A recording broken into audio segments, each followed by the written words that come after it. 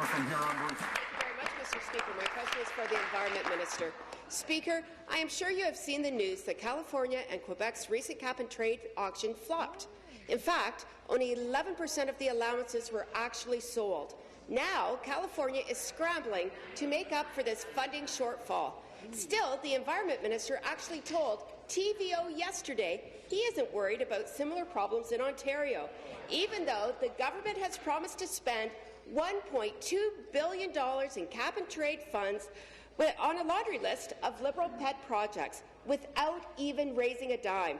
The Liberals are spending money they don't have. So, Speaker, how will the government cover the tab for the Liberals' billion-dollar spending spree if Ontario's first cap-and-trade auction crashes just like California and Quebec's did? Stop the clock. The member from Tourism, Culture and Sport is warned.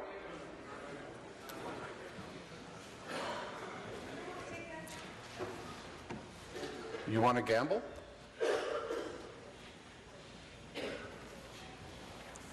Premier. Sorry, Minister of the Environment and Climate Change.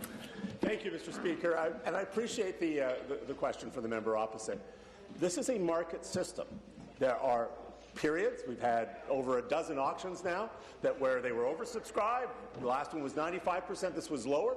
At different points in the compliance period, there will be greater or lesser demand. We are early and far away from the end of the next compliance period. We expect fluctuations, Mr. Speaker.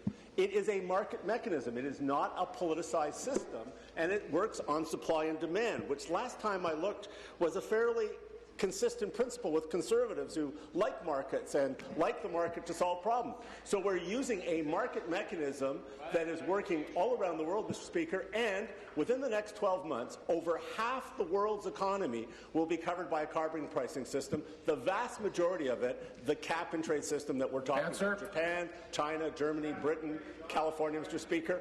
It's a market. It will go up and down. We have confidence in markets. Thank you. Supplementary. Back to the minister. The truth is, the minister is planning on funding shortfalls, and he said so. He actually told TVO yesterday, and I quote, "We know in the early years until the market is mature, you'll see more dramatic swings." Speaker, I find it unbelievable that the Liberals are willing to write billion-dollar checks without knowing how much money they'll have in the bank. With no contingency plan in place, the Liberals will once again leave Ontarians with either more debt or more taxes.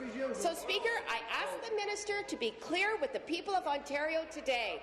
Are the Liberals going to plunge Ontario deeper into debt or raise taxes to cover the funding shortfall after their first cap-and-trade auction crashes? Or both. Thank you. Minister of the Environment. So, Mr. Speaker, if you needed more proof that all of this money was going to reduce greenhouse gas and for environmental programs, here's your proof. The money is dedicated to reduce greenhouse gas emissions. It is a market system. Money comes in transparently based on how much comes in at each auction. It goes out, it will be independently reviewed, and it is spent transparently on greenhouse gas emissions. In the years that the market generates more revenue, there will be more revenue spent. And this is the difference.